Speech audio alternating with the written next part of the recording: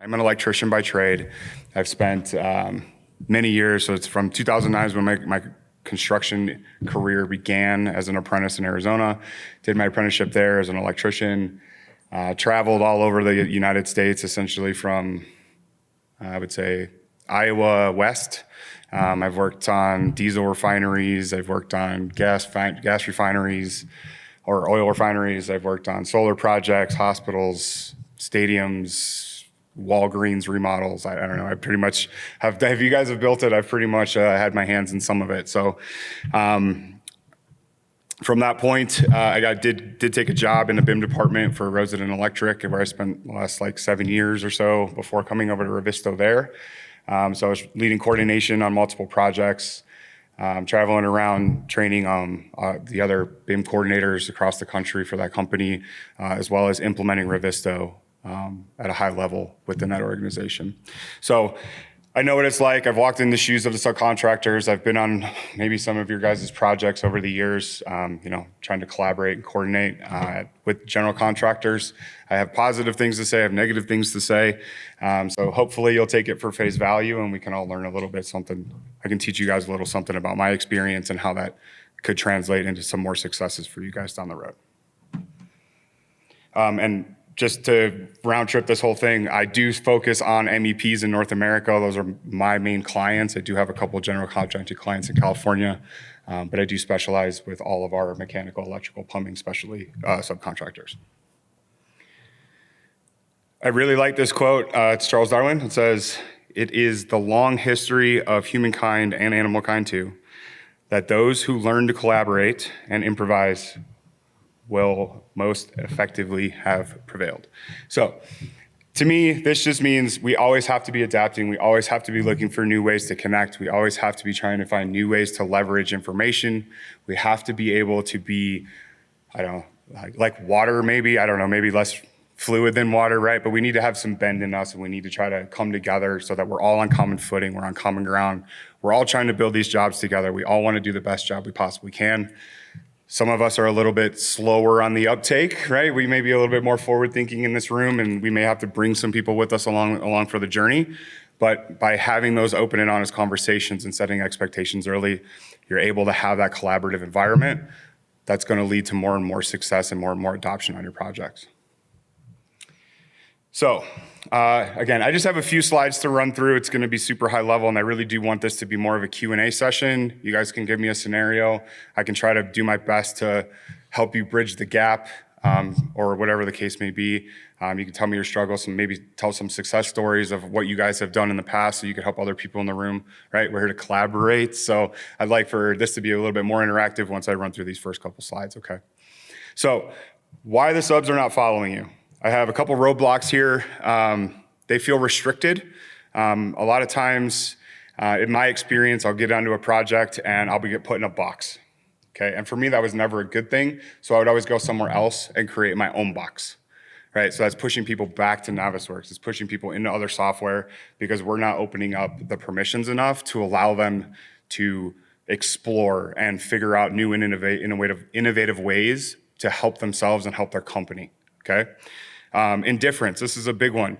It's the general contracting team that I'm working with, or whoever the owner is, they're just not bought in. They're just indifferent to it. They're like, well, just do whatever you want, right? It gives me the impression of, well, if you don't really care about it, why do I need to care about it, right?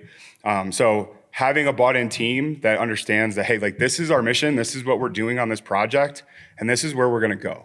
Right? So if you don't know how to do that, I'm more than happy to take your hand and we'll walk through this together, right? But this is the plan and everybody needs to be committed to that. And then disregard kind of in the same vein, where it's not necessarily they're not indifferent to it. They just don't want to use it. I've been on a couple projects where we were using BIMtrack, for example, a long time ago, and the coordinator for that project didn't like BIMtrack. So he had disregard for BIMtrack. He didn't want to use it. So why was I going to come on board and be all excited to use BIMtrack? The next is going to be having your plan and your standards for your projects underdeveloped, right? I get that this is a moving target. We were always looking to improve, but there's sometimes a lot of gaps in the initial project setup and how that's communicated to the team and what the expectations are. And then lastly is going to be old-fashioned. So that is trying to take an archaic workflow from years past and trying to fit that into the box of what we have inside of Revizto. So I see a lot of times we're trying to still do Navisworks type workflows and setting up projects how we would have done it in Navisworks instead of actually going and using Revizto in the way that it was intended. Any questions about any of that while I get a drink of water? Okay. So how do we get along? So 5 things I have here. I have accessible, approachable, open-minded, adapt, and harmonize. So accessible meaning I need to be able to access and ask questions, and I need to be able to do that in an approachable way. So let's kind of go together, right? If there's a question that I have, I need to be able to have access to get that answer, and sometimes I don't know where to go, right? Because of maybe this last slide where things are a little unorganized or things along that nature, right? So, and also being approachable, say having that maybe not necessarily open door policy, but having a mindset that you're open and willing to have people come and talk to you and be able to have open-minded conversations so that you guys can work together so that they can meet their in-house standards and things that they're trying to do, which will then also drive the project forward, okay? So a lot of times, I'll use an example of clash, okay? From a general contracting side and the design side, the clash detection is very, very different for you than it is for me.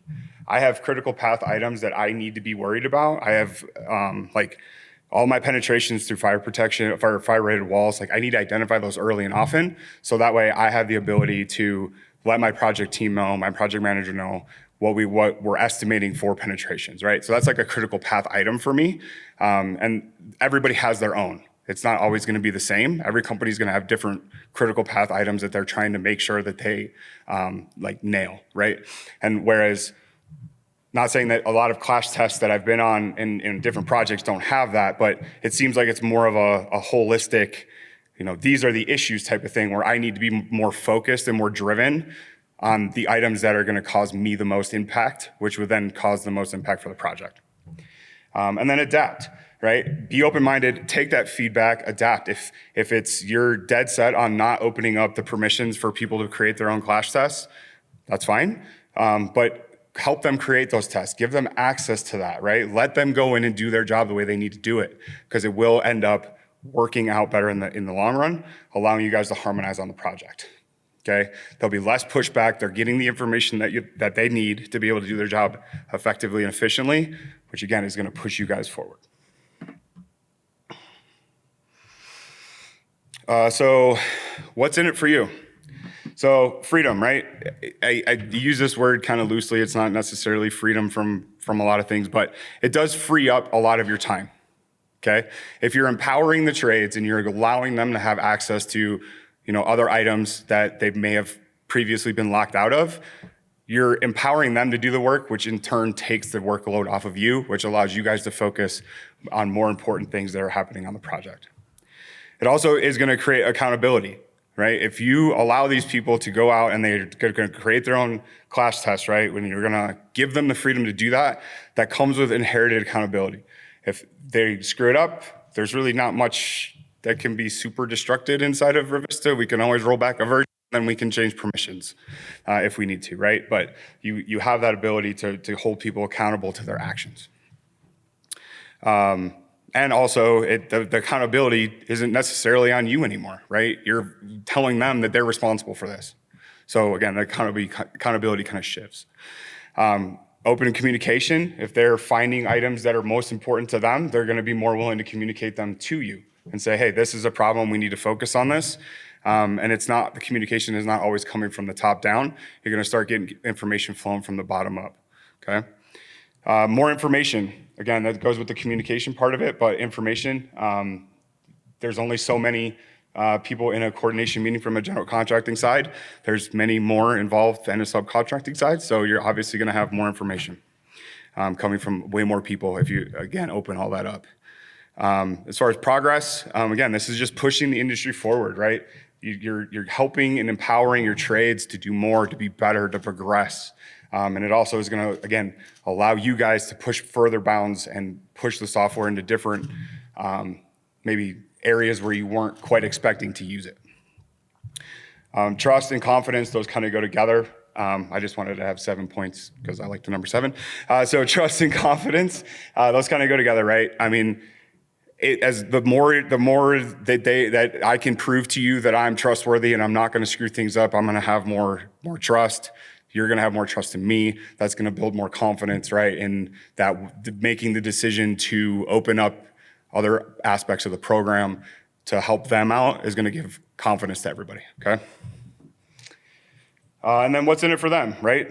Again, these are going to be relatively the same thing. I think the only one different here is going to be 5. But, I mean, this kind of goes a little bit hand in hand, right? They're going to have the freedom to explore. They're going to have the freedom to push the software. They're going to have the freedom to create their own workflows, do their own things that they need to be able to do, and maybe even give way more information back to the owner of the project because of the innovative ways that they've come up with to track things or to identify things or tag things, right? Then again, accountability, it shifts on to me, which I would like more accountability. I would like to have more of that. I don't like leaving things to chance or having other people in charge of my systems. So, and I think that that's pretty much well resonated. I was at a conference recently where it was mechanical, electrical, and sheet metal contractors. And that was a big common theme from that conference was they want to be responsible for their own stuff. They don't necessarily want somebody to say, and again, I guess this goes back from like design all the way through, right? We're going to be fabricating, we're going to be bending, we're going to be creating shop drawings. So I want to be able to control how and when I'm like updating or focus on what I'm focusing on, right? Obviously, I know I need to meet the criteria for the overall constructability and stuff, but there's other things, like I said before, that are more important in me in the beginning of the project than they are at the end of the project. Communication, again, we're talking about collaborating. So to collaborate, you have to communicate. You have to be able to, I'm going to identify issues. I'm going to tell you, right? It's going to help you guys manage your projects better. It's going to, you guys have so many eyes, we have so many more eyes. Let's bring all those eyes together and let's identify all the problems that we can and get as many cleared out as we possibly can before we actually get on site and find real problems.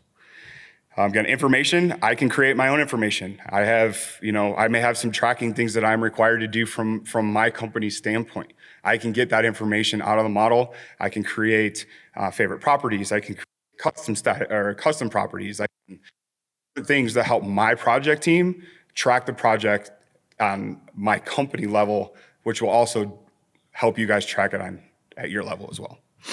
Comfort. The more I use it, the more I get into it, the more I play with it, the more comfortable I am, right? I feel like I can't break things. I can push the boundaries. I'm free to do what I want. I can be innovative, right? And then trust and confidence. I'll have more trust in you. You have more trust in me. We'll build confidence together. And then I think on a final note, right, I think those are just like the high points of like the pain points that I hear constantly and a lot, the things that I ran through in my own experience was that on the jobs where I felt like I was valued and my opinion mattered, those projects went significantly better for me personally and overall than the projects where I felt like I was being like just kept in this box where I just had to check all the boxes that were necessary for coordination. Right? And I wasn't able to really help my company do in an easy way, right? I feel like I spent more time going through clashes than I did identifying things that were actual problems on the project, like, critical path or, trying to find change orders or model updates and model integrity and all the things that, are really, really important these days, right? So on the jobs where I had more freedom and more responsibility, I felt like those projects went better for everybody. So That's kind of where I leave off. I think permissioning, I think you guys should look into it. I think you guys should really try to open some things up. I would recommend, at least if you're not getting your subcontractors into Clash, to at least view the Clash tests themselves. I would, at a minimum, give them that. Maybe even create their own test. You don't have to let them sync the issues. We have a lot of permissioning and like safety nets and stuff you guys can put in place. But again, I think either have those conversations and understand what systems and what things are super, super important, and have those Clash tests available. If it's just for them to view it, that's great. They'll be able to look at them. They'll be able to see what they need to do, or help them set them up, and then just let them go. But I'm not saying open up the floodgates here. That's not what I'm saying, right? I know there's some concern and things like that, but I think we need to loosen the reins just a little bit in a lot of situations, and allow for innovation to just happen naturally. We got a microphone coming over. So from the, I guess, electrical side, you said you've got your own critical path. How would you like a GC to, I guess, ask about that, or is that something you can share? Or No, absolutely. Yeah, I love the question. So did everybody hear the question?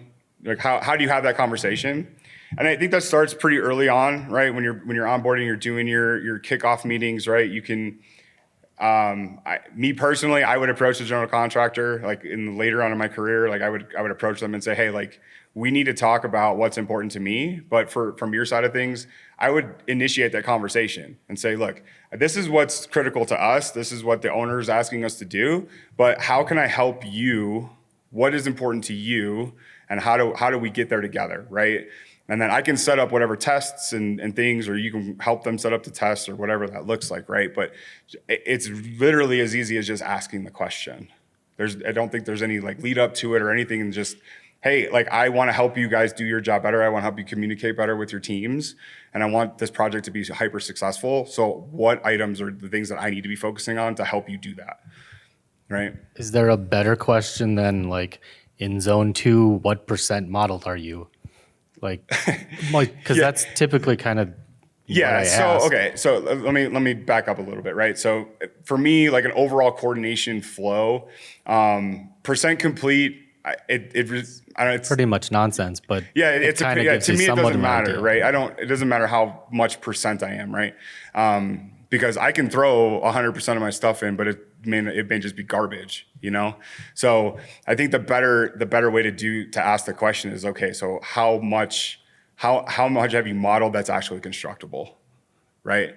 And that's a much better question than how much have you modeled, So that's, I don't know, maybe a phrasing thing there, Yeah. but yeah, focusing on that, and then really, I think if you have that conversation about the things that, like I said, like with the critical path stuff, just understanding what they need to do, that they need to get out in front of, and you guys may already know what those are, right? I'm not sure, but like I said, some contractors are different than others. They're tracking different KPIs and stuff like that. So having that conversation and setting it up for them, and just having that conversation is really where you're going to find that. And again, if a GC approached me and was like, hey, I want to do this for you, I want to help you set this up, I'd be like, yeah, let's go. Like, let's have a half an hour conversation. I'll tell you what's important to me, and let's do this. Like, let's do it together.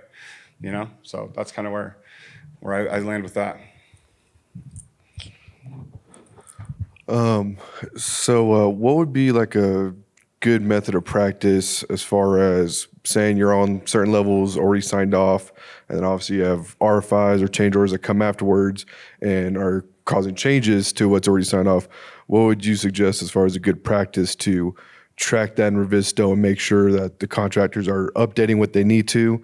And so that way, if there's any clashes that come up, it's something that we can discuss and try to resolve. Yeah, sure. I mean, there's several different ways that you could do that. I think most specifically, I guess it kind of depends on the flow of the project, but I would definitely make the drawing packages in there, make sure that they're filterable based off of that RFI or the CCD or wherever they came out of.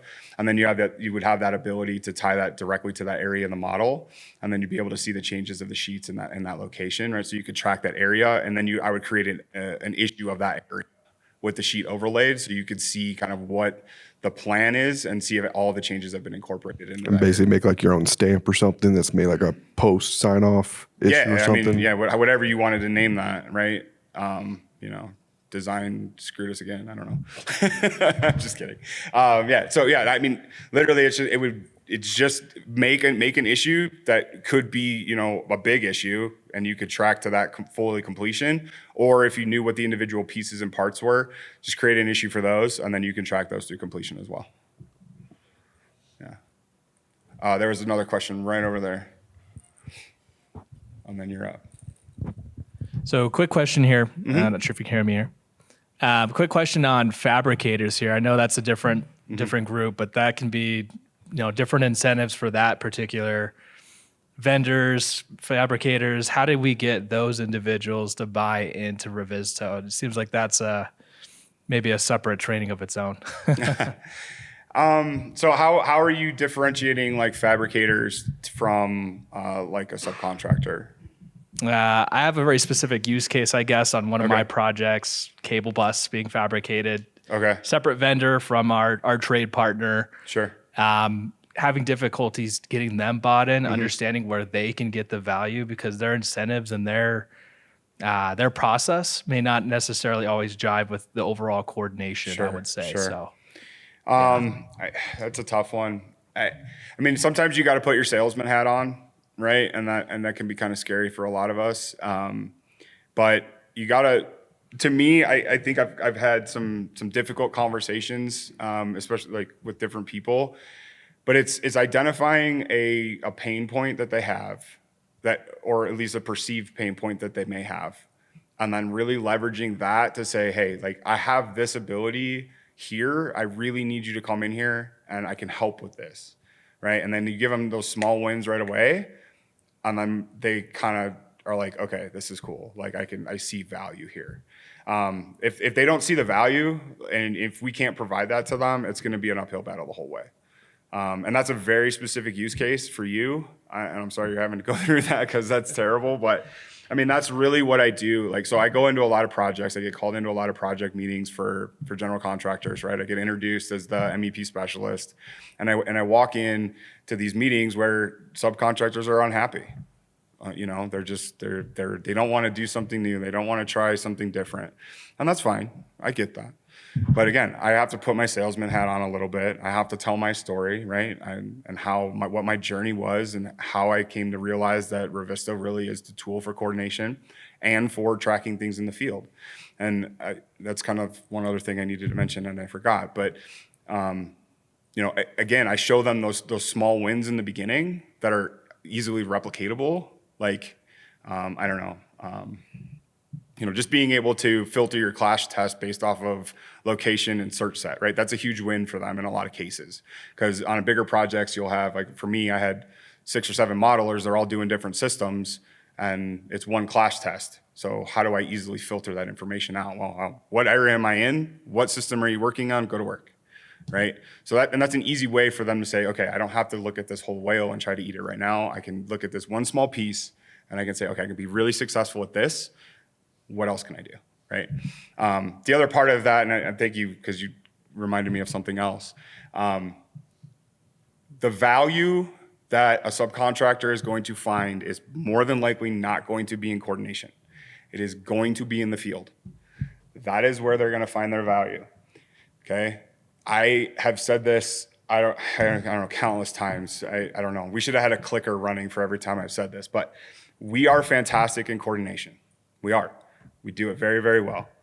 We shine when the field gets it in its hands, and they can track and they can help you guys identify problems. They can communicate damages. They can communicate, you know, scope gaps. They can, you know, all of these different things that our field teams are very, very good at, and we can have that all live in one place, right? And I know that everybody's tracking things in Procore and all these other, you know, project management tools, right? Which is great, but to have a field person have a model, the 2D drawings, an issue tracker, and be able to take a picture of something and say, there's a problem here, it needs to be reported to my project manager, and then they go to the next one, is very, very powerful. And it's not quite as easy as that in other applications, right? Everything's templated. It goes to the right person. It goes to the right place. So again, there's a lot of and ton of workflows when we get out into the field that are yet to be explored. I have several subcontractors that are trying to push those bounds into other realms, but empower them to get it into the field as quickly as possible. And then you will see more success.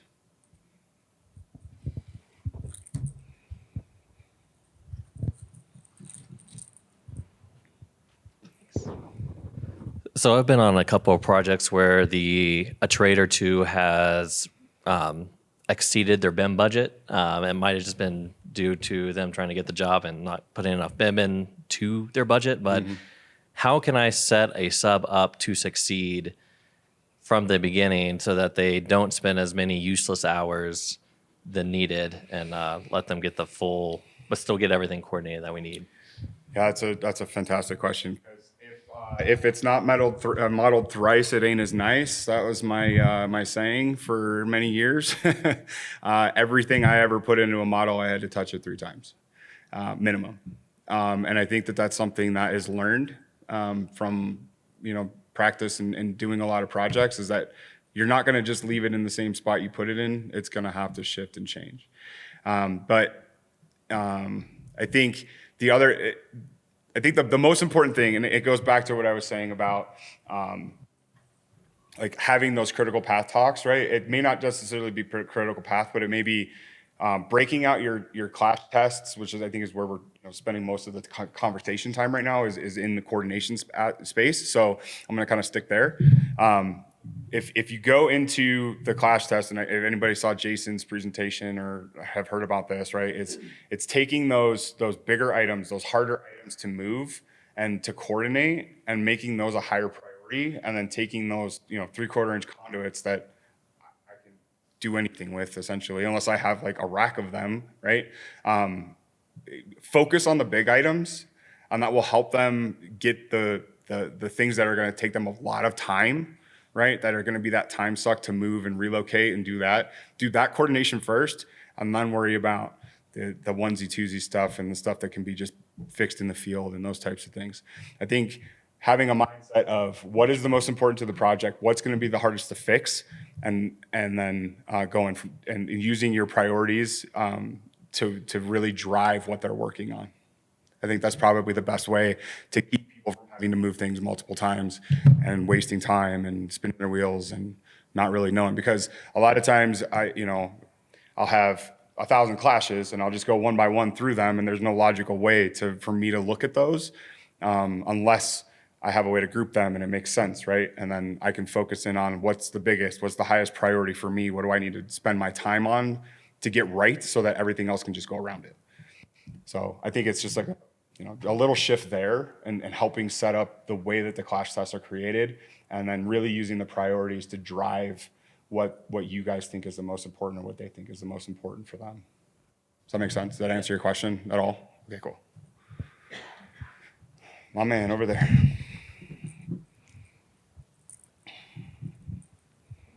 I got a quick question about, so a lot of the times my MEP trades are really easy to get, onboarded for Revizto, and my real child, I should say, and a lot of my projects are fire. A lot of the times they're getting subbed out to another, BIM specialist who's doing it, and, they might have branch lines and certain things that are clashing, and a lot of the times they'll give me we can field coordinate this, X, Y, and Z, and then most of the time it's just a disconnect between, fire hangs everything first, and, there's nothing, so my branch line's fine there, and then, mechanical or plumbing tries to go and right in the middle of a storm drain or, duct. Yeah. And I was just wondering if you've ever had, being on that side, maybe, is there a way you've gotten a little bit more buy-in to the fire trade? Look, you guys hold the keys to the kingdom. You can force them.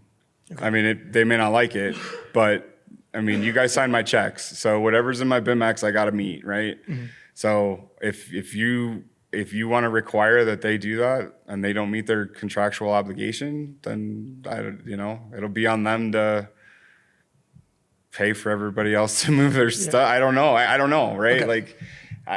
A lot of time, and I hate to be that way, but you guys really do hold the keys of the kingdom, right? Whatever's in my contract, I got to do. If you're going to tell me that I need to model this, then I gotta model it. otherwise I'm not meeting my contractual obligation.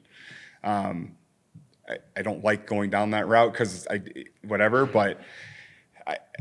don't know. I get where they're coming from, right? Like I understand the mindset where it's just like, it's just not important, right? I can do whatever I need to do to make this work in the field, right? And may cause problems later, but I can refix it then. And I think that if it is going to say field fix, and then if you wanted to tie that and make them, responsible for that, and you just at sign off require them to say, if there's a problem in the field, we'll relocate at our cost, or whatever, however you word that. Yeah. If they don't want to play, that's fine, but it's going to be, the onus is going to be on them to make it right. Okay. Yeah. So pretty much just make sure they're following contractual, and if they're not, just put it on a sign off, you Yeah. guys have these issues, you will fix Yeah. it. Okay. A CYA, right? I Yeah. mean, at the end of the day, we're all trying to make money. If we're not going to play in the sandbox and we're not going to be nice, we're going to be in detention. So, we're doing. I appreciate it. Yeah. Thank you. Yeah. Yes, more. I love it. Hey, phones down. Unless you're taking notes, and then I'm welcome for. So another quick question here, bringing up kind of like the field coordination conversation, right? Talking about the stuff that kills us in coordination when someone says it's going to be field coordinated, right? Best practices in documenting that from like a trade partner perspective, right? Like, one of the challenges I'm dealing with on another project is talking about how soon do we need to redline something because it had to deviate for one reason or another, right? Yeah. Is there best practices on how I'd like to get that from a trade partner so that they can quickly buy into Revizto and get that stuff into the model? Because it feels like the that red stuff line gets stuff? thrown. Yeah, red lines essentially. That stuff gets thrown to the wayside until the end of the project. Don't know if you had any thoughts on that. Yeah, I mean, so here's the other deal, right? We have due dates, and if you are saying, after installation is complete in this area, you have a month to get your red line into the model, incorporate them, then that's what it is. They have a month, you create the issue, they don't meet it, you start writing impacts, So I can't, I'm not a general contractor, right? I mean, you guys have the power. You can do things like this, right? You can tie them to, this was the due date. You knew it a month ago. You did not do this, right?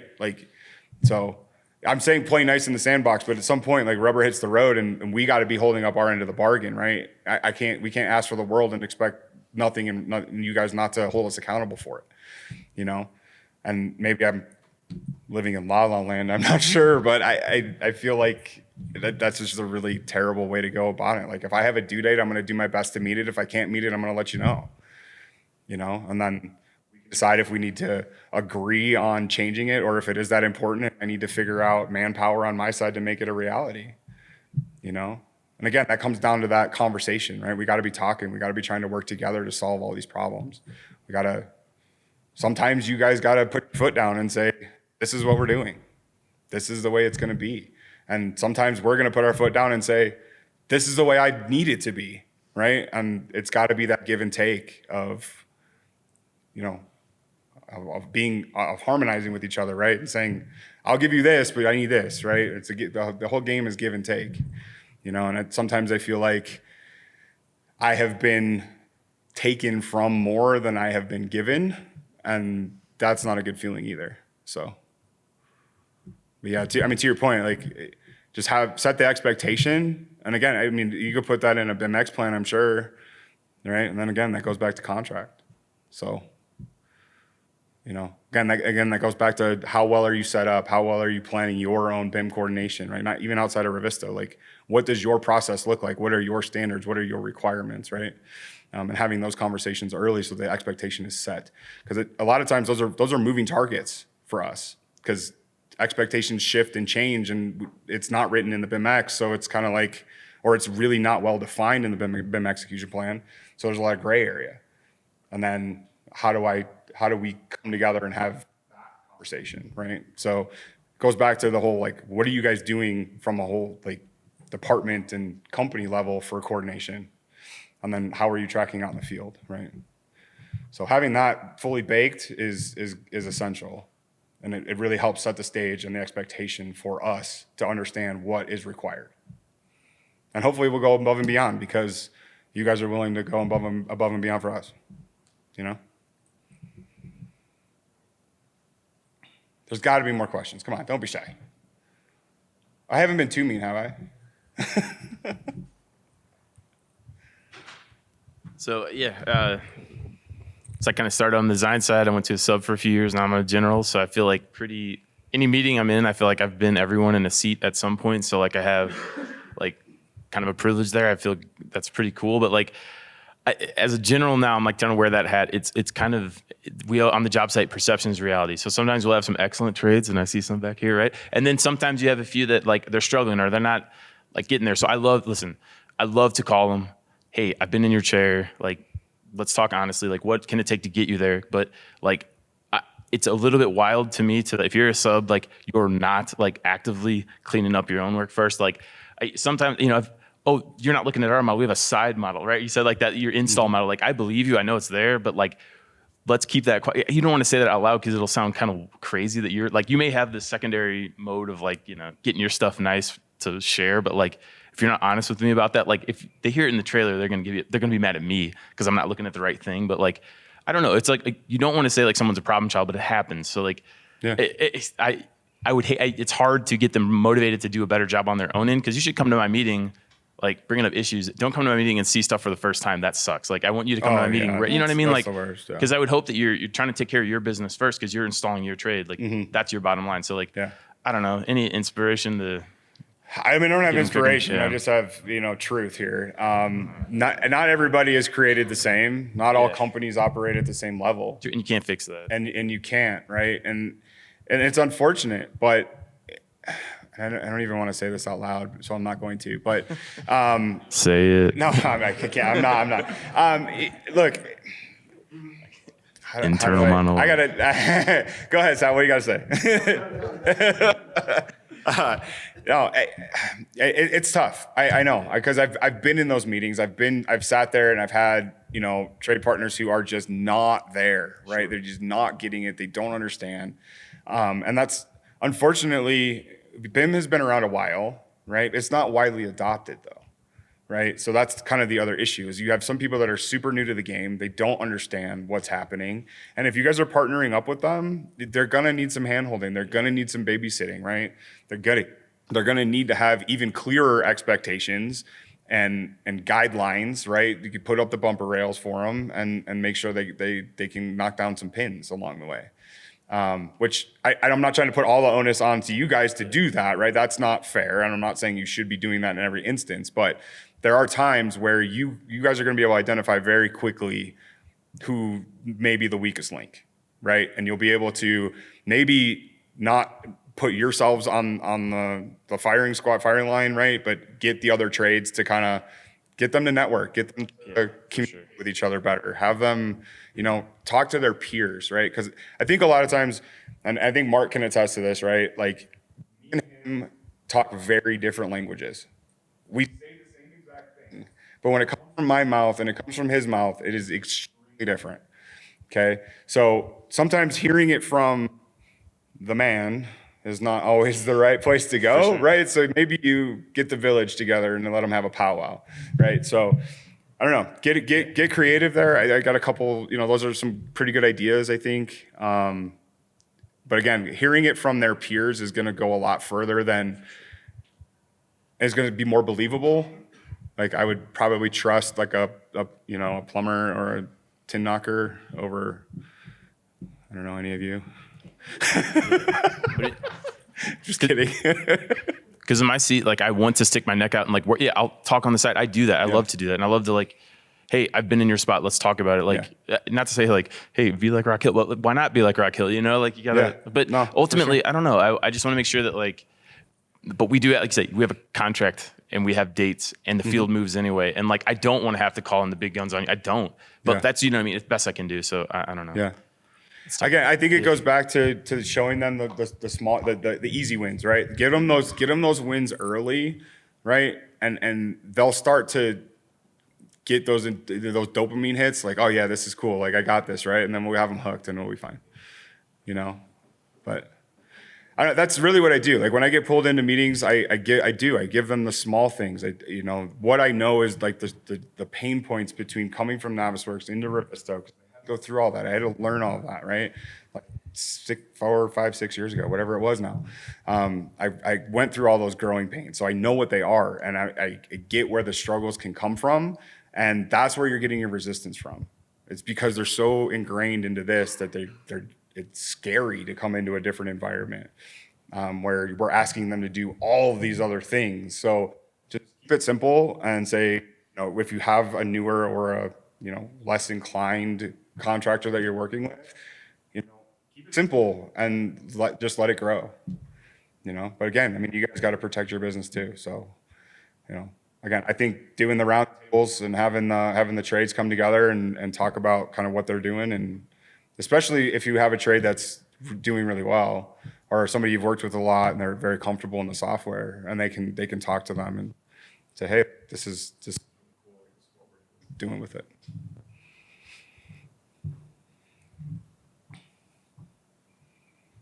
I think everybody's cooked. We're all done. All right.